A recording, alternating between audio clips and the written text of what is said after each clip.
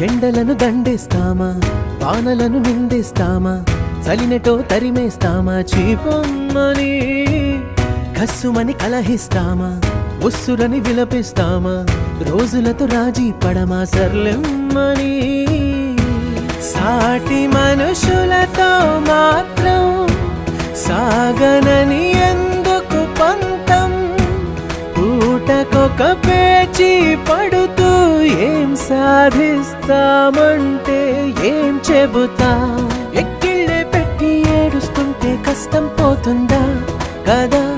మరెందుకు గోలా, అయ్యయ్యో పాపం అంటే ఏదో లాభం వస్తుందా, వృధా ప్రయా